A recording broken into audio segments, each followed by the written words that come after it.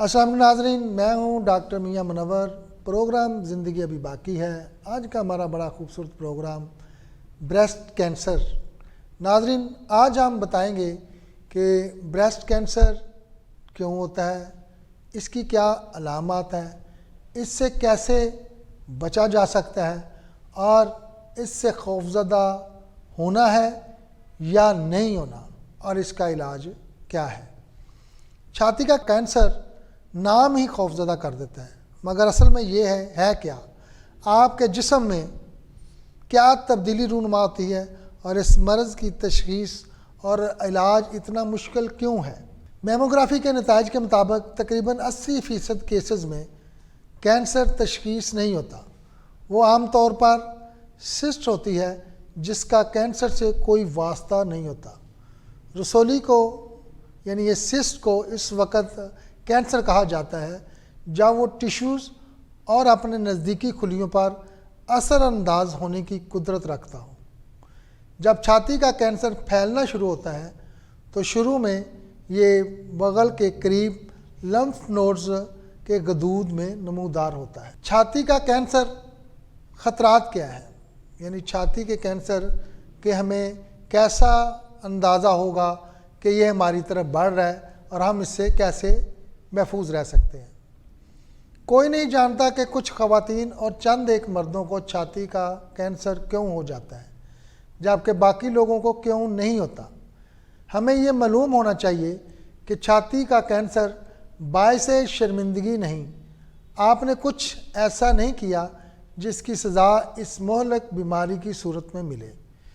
چھاتی کا کینسر لگنے والی بیماری نہیں، یہ صرف چھاتی پر دباؤ یا چوٹ کی وجہ سے نہیں ہوتا۔ کچھ ایسے ہیں وجوہات جن کی وجہ سے یہ لگتا ہے، جس میں آپ کی عمر زیادہ ہوگی تو اس کا جتنی زیادہ عمر ہوگی اتنا ہی اس کے لگنے کے خطرات بھی بڑھ جائیں گے۔ چھاتی کا کینسر خواتین کے ہارمون ایسٹروجن کے درمیان رابطہ ہے۔ وہ لڑکیاں جنہیں 12 سال سے ماہواری آنا شروع ہو جائے یا وہ خواتین جن کی ماہواری 50 سال کے بعد آتی ہو، انہیں چھاتی کا سرطان ہو سکتا ہے۔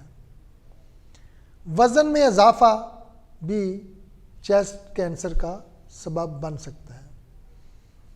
خاندانی پس منظر، اگر آپ کی والدہ کو، نانی کو، دادی کو یا آنٹی کو، یعنی خاندان میں اگر پس منظر میں کسی کو بھی بریسٹ کینسر ہوا ہے تو آپ بھی اس میں خطرے میں شامل ہو سکتے ہیں۔ ہمیں کیا تبدیلی محسوس ہو اپنی باڈی میں کہ ہمیں ٹیسٹ کرانا چاہیے یا ہم یہ نوٹس کریں کہ ہمیں کہیں یہ بریسٹ کینسر تو نہیں۔ اگر آپ کوئی گلٹی یا کھچاؤ محسوس کریں تو پریشان نہ ہوں، یہ خطرناک نہیں۔ یہ بھی عام بات ہے کہ آپ کی دونوں چھاتیاں بالکل ایک سائز کی نہیں۔ اگر آپ اپنی چھاتیوں میں کوئی تبدیلی یا سختی محسوس کریں تو اپنے ڈاکٹر سے ضرور رجوع کریں۔ کچھ ایسی علامات ہیں جو اگر آپ کو نظر آنی شروع ہوں تو آپ کو تھوڑا سا محتاط ہو جانا چاہیے۔ کوئی بھی ایسی گلٹی ٹیومر جو آپ کی چیسٹ میں نمودار ہو، چھاتی یا بازو کے نیچے کے حصے میں سوزش ہوتی ہو اور ایک نمایاں تبدیلی نظر آئے، کسی ایک چھاتی کا سائز غیر معمولی طور پر بڑھ جائے، چھاتی کے نپل میں بھی تبدیلی رونما ہو، جلد کی سطح پر تبدیلیاں شروع ہو جاتی ہیں یا چھاتی سے دودھ کی بجائے کسی دوسرے مادے کا اخراج شروع ہو جاتا ہے، بازو کے اوپر کے حصے پر سوزش آ جاتی ہے، نپل میں یا اس کے ارد گرد سرخی یا اگزیما آ جاتا ہے۔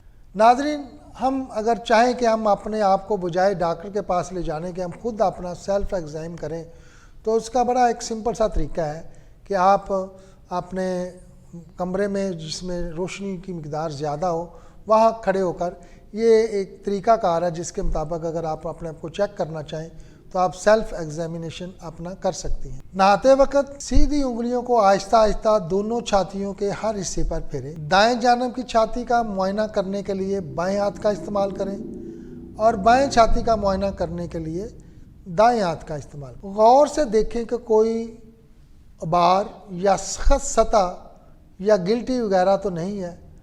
بہت احتیاط سے اپنی چھاتی میں ہونے والی تبدیلی کا مشاہدہ کریں۔ آئینے کے سامنے کھڑے ہو جائیں۔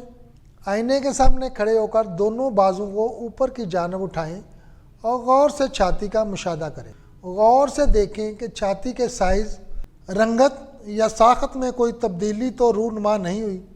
چھاتی کو کسی بھی تبدیلی کے لیے بغور دیکھیں، جیسے سوزش، جلد کا سکڑنا یا نپل میں رونما ہونے والی تبدیلی۔ اب اپنی ہتھیلی کو اپنے کولوں یعنی ہپ پر رکھیں اور زور سے دبائیں تاکہ آپ کی چھاتی کے مسل اچھی طرح سکڑ جائیں، اور غور سے دیکھیں کہ دائیں اور بائیں چھاتیاں ایک جیسی نظر آ رہی ہیں یا نہیں، اور کیا کوئی واضح ڈمپل یا گہرائی ہے۔ بریسٹ کینسر سے بچنے کے لیے ہمیں کیا طریقے اختیار کرنے چاہیے جس سے ہم یہ محسوس کریں کہ ہم اس بیماری سے بچ سکتے ہیں۔ صحت مند اور متوازن غذا کا استعمال کریں، تازہ سبزیاں اور پھلوں کا استعمال کریں، کیمیکل والی کوئی خوراک استعمال نہ کریں، روزانہ ورزش کریں، ہلکی پھلکی ایکسرسائز کریں، واک کریں، غیر ضروری ادویات کا استعمال نہ کریں، پین کلر استعمال نہ کریں، برتھ کنٹرول کے لیے جو میڈیسن آپ استعمال کرتے ہیں ان کی زیادتی نہ کریں، اپنے وزن پر کنٹرول رکھیں، اور یاد رکھیں یہ وہ بیماری ہے کہ اگر بر وقت اس کی تشخیص ہو جائے تو اس کا علاج ہو سکتا ہے۔ اور اگر آپ چاہتے ہیں کہ آپ اپنا معائنہ کرتے رہیں تو امید ہے کہ آپ اس بیماری سے بچ سکتے ہیں، یا آپ کو ارلی سٹیج پہ اس کا متعلق معلوم ہو جائے گا۔ ناظرین، یہ اویئرنیس ہے، اگر آپ اس پہ اپنے سیلف ایگزامینیشن کے طور پر اپنے آپ کو چیک کریں۔ اگر آپ کو کوئی پرابلم ہو تو اپنے ڈاکٹر سے رجوع کریں، یا آپ ہم سے بھی رابطہ کر سکتے ہیں۔ پروگرام پسند آئے تو کمنٹس میں ضرور جائیے گا۔ اللہ حافظ۔